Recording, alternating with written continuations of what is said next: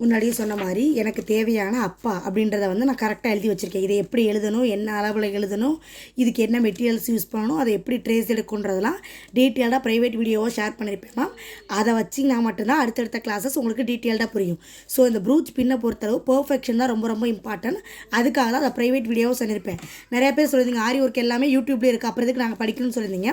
So அதனால தான் private வீடியோவாக சென்ட் பண்ணியிருக்கேன், செக் பண்ணி பார்த்துக்குங்க. இதுக்கு நல்லா அடிக்கணமான ஒரு இது எடுத்துகிட்டு எப்பயும் நம்ம அடியில் எழுதுறத மேலே வச்சுட்டு இந்த OHP ஷீட் இருக்குல்ல அந்த ஷீட்டை மேலே வச்சு என்ன பண்ணுங்க அப்படின்னா இந்த மாதிரி செலோ டேப் வச்சு அதை ஸ்டிக் பண்ணிடுங்க.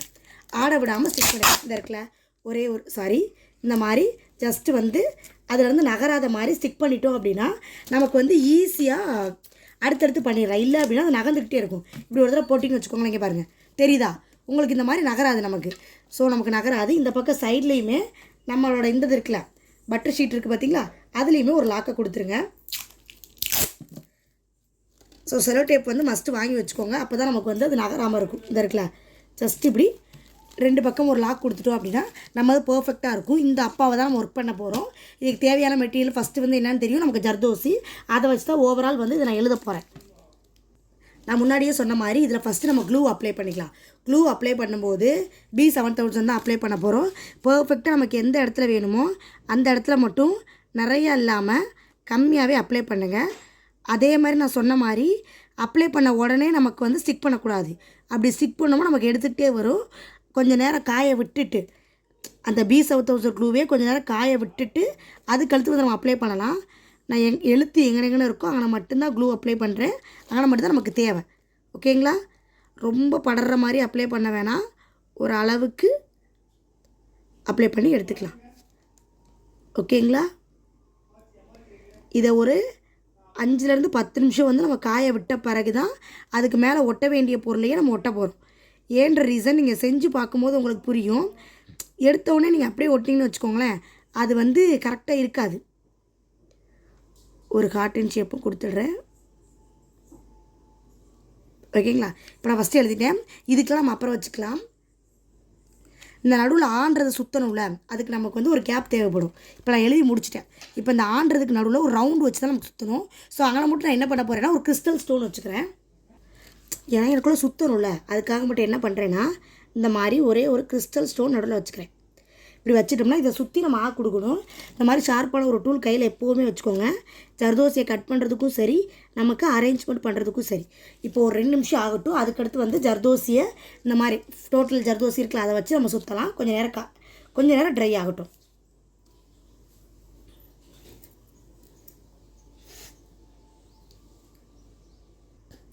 ஓகே, நான் ஃபஸ்ட்டு ஈஸியானது வந்து உங்களுக்கு செஞ்சு காமிக்கிறேன். இந்த மாதிரி ஹார்ட்டின் ஷேப்லாம் நமக்கு ஈஸி தான். என்ன பண்ணணும் அப்படின்னா நம்ம எங்கே 7000 க்ளூ வச்சுருக்கோமோ கம்பி வந்து ரொம்ப கஷ்டமாக பிடிக்காதீங்க.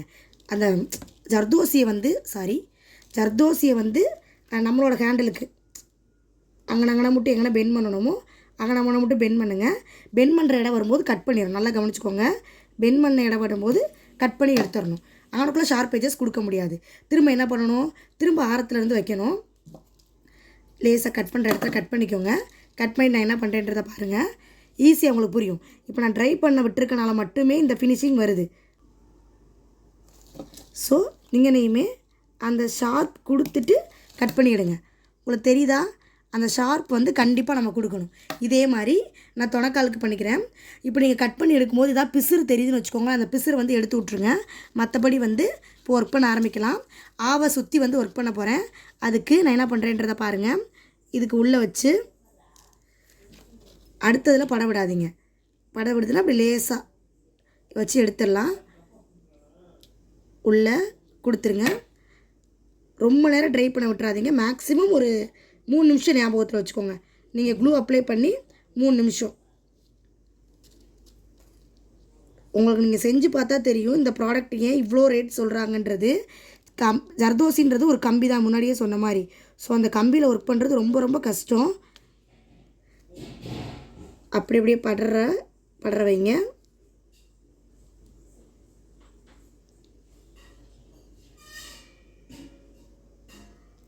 இங்கே வரைக்கும் வந்துட்டேன். இங்கே நோக்கில் வந்து ஒரு பெண்டு கொடுக்கணும். ஸோ அதுக்கு இப்படி வச்சுட்டு இங்கே நோக்கில் வந்து ஒரு பெண்டு கொடுத்துடலாம். உங்களுக்கு தெரியும்னு நினைக்கிறேன், வீடியோவில் பார்த்தாலே தெரியும். இங்கே நோக்கில் வந்து ஒரு பெண்டு வேணும். ஸோ உங்களுக்கு தெரியுதா? இப்போ இங்கே நோக்கில் நம்ம கட் பண்ணிடலாம். கட் பண்ணிவிட்டு நம்ம ஸ்ட்ரைட் லைன் கொடுத்துடலாம். உங்களுக்கு ரொம்ப ஒரு மாதிரி இருக்க மாதிரி தெரிஞ்சுன்னா அந்த இடத்துல கட் பண்ணிடுங்க. ரொம்பவும் ட்ரை பண்ண விட்டுற வேணாம். ஸோ நான் ஃபஸ்ட்டு இது காமிச்சிட்டேன்னு நினைக்கிறேன். நான் வீடியோ எடுக்கிறவங்க ரொம்ப ஸ்லோவாக இருக்குது. கம்மு காஞ்சிரும். நான் ஓவரால் ஃபினிஷ் பண்ணிட்டு உங்கள்கிட்ட காட்டுறேன். ஓகேங்களா? ஸ்டார்டிங்கில் இருந்தால் வைக்கணும். ஸ்டார்டிங்கில் வச்சுட்டு இங்கே வந்துருச்சு. இங்கே நான் கட் பண்ணிடுங்க. இங்கே நான் கட் பண்ணிவிட்டு திரும்ப இங்கே ஒரு கோடு கொடுக்கணும்.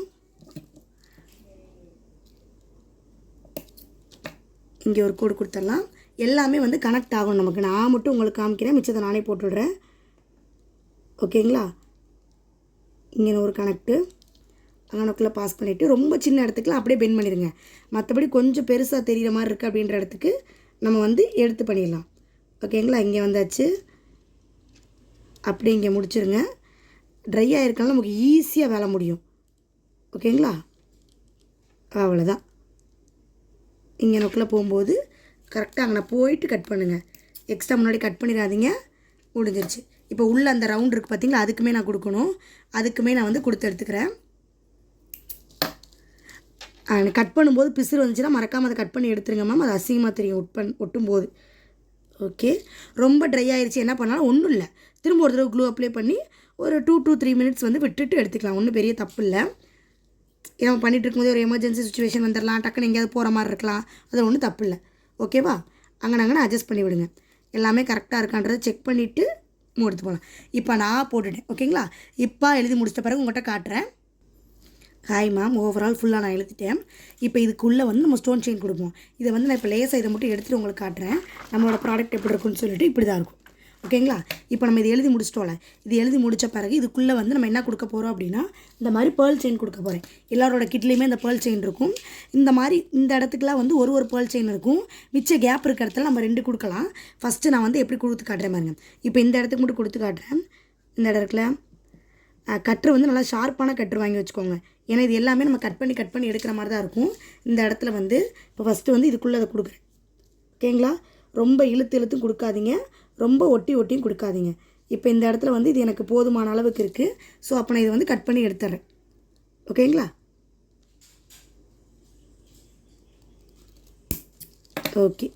இதை கட் பண்ணி எடுத்துகிட்டு இதை உள்ளே ஸ்டிக் பண்ணிடலாம். நெக்ஸ்ட்டு வந்து இந்த லைனுக்கு இது அளவெடுத்து கட் பண்ணிவிட்டு செய்யலாமான்னு கேட்டிங்கன்னா ஓகே, அது பண்ணலாம். ஆனால் அது எல்லா இடத்துக்கும் கரெக்டாக பொருந்துமான்னு கேட்டிங்கன்னா கிடையாது. அதனால தான் நம்ம இந்தந்த இடத்துலையே வச்சு பண்ணும்போது நமக்கு பர்ஃபெக்டாக இருக்கும். எனக்கு இந்த இடத்துல முடியுது.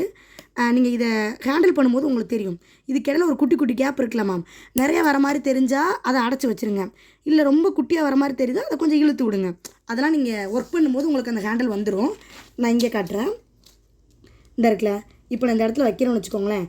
இந்த இடத்துல இங்கே தான் எனக்கு செயின் வருது. நான் குட்டி ட்ரிக் கூட உங்களுக்கு சொல்லிக் கொடுக்குறேன். இந்த இடத்துல வரும்ன்ற போது இங்கேனே கட் பண்ணி எடுத்துருங்க. இங்கேனே கட் பண்ணி எடுத்துட வேண்டியதான். இழுத்து விட்டு அப்படின்னா நமக்கு பர்ஃபெக்டாக கிடச்சிடும். இதே மாதிரி ஓவரால் ஃபுல்லாக ஃபினிஷ் பண்ணிட்டு உங்கள்கிட்ட காட்டுறேன்.